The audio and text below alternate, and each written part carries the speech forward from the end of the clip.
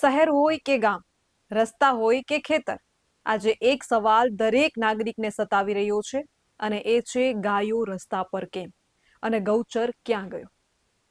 એક તરફ સરકાર ગૌમાતા રક્ષાની વાત કરે છે તો બીજી તરફ ગૌચર જમીન પર દબાણ, પ્લોટિંગ અને બાંધકામ ખુલ્લે આમ થઈ રહ્યું છે.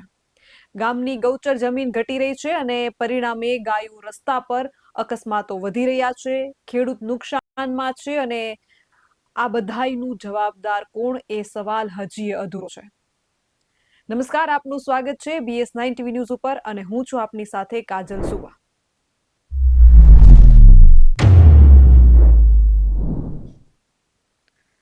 જે રીતે ખેડૂતોનો પ્રાણ પ્રશ્ન બની ગયો છે ભાવને લઈને અને દેવાને લઈને, એ જ રીતે પશુપાલકોનો પ્રાણ પ્રશ્ન છે ગૌચર જમીન. ગૌચર જમીન ઉપર વિશેષ ચર્ચા કરવા આપણી સાથે આજે ગોપાલ ભરવાડ ઉપસ્થિત છે. ગોપાલભાઈ, BS9 ટીવી ન્યૂઝ ઉપર આપનું ખૂબ ખૂબ સ્વાગત છે. નમસ્કાર બેન. ગોપાલભાઈ, ગૌચર દબાણને લઈને રખડતી ગાયો અને તંત્રની જવાબદારી પર અનેક સવાલો છે. ગૌચર જમીનની વાત કરવામાં આવે તો ગૌચર જમીન ઉપર દબાણ થાય છે ત્યારે તંત્ર ચૂપ કેમ રહે છે? શું ગૌચર બચાવવાના કાયદા માત્ર કાગળ પર જ છે? ગ્રામ પંચાયત અને તાલુકા તંત્રની જવાબદારી ક્યાં છે? રખડતી ગાયોનું જવાબદાર કોણ? બેન, હાલમાં અત્યારે અમે હાઈકોર્ટ પિટિશન મેં પોતે જ દાખલ કરી છે. રાણપુર તાલુકાની જે ગૌચર જમીન છે, આની પહેલા પણ અમે ગૌચર માટે હાઈકોર્ટ સુધી ગયા હતા. હાઈકોર્ટે ઓર્ડર પણ કરેલો છે. હરેક તલાટીને અને હરેક સરપંચને કીધેલું છે કે જે ગૌચર જગ્યા હોય એને ખાલી કરી દેવામાં આવે. છતાં પણ તંત્રની ક્યાંક ને ક્યાંક નિષ્ફળતા હોય છે બેન.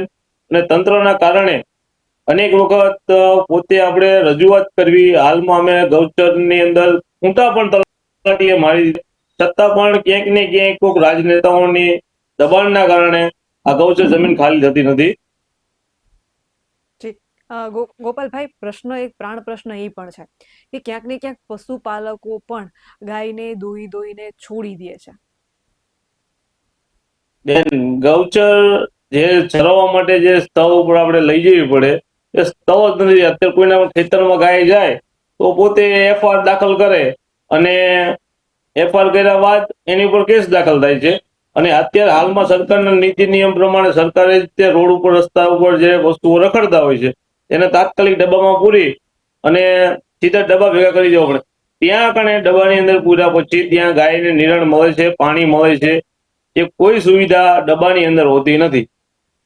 અને વાત રહી કે રોડ ઉપર છોડી દેવામાં, તો ઘરે કોઈ આપણે ગાય બાંધેલી હોય તેને બહાર એટલા માટે છે કે સાફ સફાઈ, જેની નિરણ નાખવાની જગ્યાએ સાફ સફાઈ કરવા માટે ઘડીક થોડા માટે અડધી કલાક કે કલાક માટે કાઢવામાં આવે છે. અત્યારે હાલની પોઝિશનમાં કોઈ પણ એવો માલધારી નથી કે પોતાની ગાયને રોડ ઉપર જલ્દી મૂકે. પણ ગાય પકડવામાં આવે તો દંડ થાય છે, પણ ગૌચર ગાયબ થાય ત્યારે કોઈ કાર્યવાહી કરવામાં આવતી નથી. ગાયને જ્યારે પકડવામાં આવે ત્યારે પશુપાલકો ક્યાંક ને ક્યાંક અવાજ ઉઠાવે છે, પરંતુ ગૌચર મુદ્દે કેમ અવાજ નથી ઉઠાવતા? કારણ કે આપણે સૌ કોઈ જાણીએ છીએ કે ખૂબ મોટા પ્રમાણમાં, હેક્ટરો દીઠ ખૂબ વિપુલ પ્રમાણમાં ગૌચરનું દબાણ છે, તો અવાજ કેમ નથી ઉઠાવાતો? શું આ પશુપાલકોને પણ પોસાય છે? ક્યાંક ને ક્યાંક ગામના જે સરપંચો આ બધાની મિલીભગત છે? શું લાગે છે તમને, અવાજ કેમ નથી ઉઠાવતા? અવાજ ઉઠાવવામાં આવે છે તો ક્યાંક ને ક્યાંક જે કોઈ વ્યક્તિ અવાજ ઉઠાવવામાં આવે છે તેને ઉપર દબાવવામાં આવે છે. ક્યાંક ને ક્યાંક રાજકીય પ્રેશર મારવામાં આવે, ક્યાંક ને ક્યાંક કોઈ પણ રીતે એને કઈ રીતે દબાવવામાં આવે, પોતાના ધંધા લેવલે દબાવવામાં આવે છે. અને જો વાત કરવી તો મારા પોતાના જ ગામની અંદર 1400 થી 1800 વીઘા ગૌચર છે. મારે એક રામજીભાઈ કરીને ભરવાડ હતા, એ છેલ્લા 25 વર્ષથી લડત કરતા હતા. તો એને માટીકામનો ધંધો હતો. માટીકામની અંદર ધંધાના કારણે એને ક્યાંક ને ક્યાંક દબાવવામાં આવતું હતું, ક્યાંક ને ક્યાંક રાજકીય પ્રેશર મારવામાં આવતું. પોતે BJP ની અંદર હતા તો ક્યાંક ને ક્યાંક પાર્ટીના માણસો એને દબાવવામાં આવતા હતા કે ભાઈ તું આવું કેમ કરે, શું કરે. એટલા માટે ક્યાંક ને ક્યાંક જે કોઈ વ્યક્તિ અવાજ ઉઠાવશે તેને ક્યાંક ને ક્યાંક રાજકીય પ્રેશર મારીને દબાવવામાં આવે છે બેન. સરકાર અને તંત્ર સામે પણ સીધા સવાલો ઊભા થાય છે કે દરેક ગામમાં ગૌચર માપણી ક્યારે થશે, દબાણ દૂર કરવા માટે સ્પેશિયલ ડ્રાઈવ કેમ નથી થતી, અને શું ગૌચર બચાવવા અલગ નીતિ અને બજેટ બનાવવાની જરૂર છે? આનો ઉકેલ શું છે? એક પશુપાલક તરીકે તમારી શું માંગ છે? મારી માંગ તો બેન એટલી જ છે કે જે આંકડે ગૌચરની માપણી કરવામાં આવે છે તો તેને થોડા ટાઈમ માટે પછી સ્થગિત કરી દેવામાં આવે છે, પછી એ જ માપણીના પૈસા બીજી વખત ભરવામાં આવે છે. તો માલધારી કે વારંવાર માપણીના પૈસા ભરી શકવાનો નથી. પંચાયતનો હિસ્સો છે તો પંચાયત પૈસા વારંવાર ભરતી નથી. હાલની પોઝિશનમાં રાણપુરની મારે તકલીફ છે કે ગૌચરની માપણી ઓલરેડી થઈ ગઈ છે, છતાં પણ ગૌચર હજી સુધી ખાલી કરવામાં આવ્યું નથી. જો હજી સુધી ગૌચર ખાલી કરવામાં નહીં આવે તો આગામી સમયમાં તે ઓર્ડર લાવે છે જે ગણોતિયાઓ જે સરકાર જે તે સમયે એક વીઘા ગણોતિયાને ગૌચરમાંથી ફાળવેલી હતી, તો હાલની પોઝિશનમાં એ ગણોતિયાઓ એક વીઘાને બદલે 50-50 વીઘાઓના મોટા વંડાઓ કરી અને બેસી ગયા છે. તો તમે વિચાર કરો કે એક વીઘા ગણોતિયાને આવી છતાંય એને 50 વીઘા ચાવ કરી દીધી છે. હવે એને અત્યારે પ્રેશર મારવામાં આવે તો ક્યાંક ને ક્યાંક હાઈકોર્ટમાં લાવી સ્ટે ઓર્ડર મૂકવામાં આવે છે. તે ઓર્ડરના કારણે જે કંઈ માપણી કરી છે એને કરવામાં આવે. ગૌચર સુરક્ષા માટે કડક કાયદાની શું જરૂર નથી? જીપીએસ મેપિંગ અને જાહેર ગૌચર રજીસ્ટ્રેશન કેમ ન બને? અને ગૌશાળા અને ચારણ વ્યવસ્થા મજબૂત કરવી એ સમયની માંગ નથી, પરંતુ પશુપાલકો એ માંગ ઉઠાવી રહ્યા છે. આ વર્ષે આપણે જોયું કમોસમી વરસાદ થયો છે, ને આ વર્ષે ગૌચરનો પ્રશ્ન પ્રાણ પ્રશ્ન એટલા માટે બન્યો છે કારણ કે મોટા ભાગના પશુપાલકોનું જે છે ઘાસચારો હતો એ કમોસમી વરસાદને કારણે બગડી ગયો છે. કદાચ ગૌચરની જમીનો ખુલ્લી હોત તો પશુપાલકો ઘેટા બકરા ચરાવતા લોકોને એ ખુલ્લી જમીનમાં પોતાના પશુઓ માટે ચારણ મળી રહેત. આ વખતે કમોસમી વરસાદના કારણે પશુપાલકોને કેટલીક હાલાકી પડી રહી છે, ને ઘાસચારાનો ભાવ શું ચાલી રહ્યો છે? હાલમાં તમે વાત કરી, બહુ સરસ વાત કરી છે કે કમોસમી ખેડૂતોને પોતાની સહાય મળી ગઈ. બાકી માલધારી પશુપાલક કે આપણો પશુપાલક ઉપર નિર્ભર છે. જો પશુપાલકને તે સુવિધા મળવામાં નહીં આવે, હાલમાં પેલા રૂપિયા થી 150 રૂપિયા જે સૂકી નિરણ મળતી હતી, હાલની અંદર એને 250 થી 300 રૂપિયા ભાવ છે.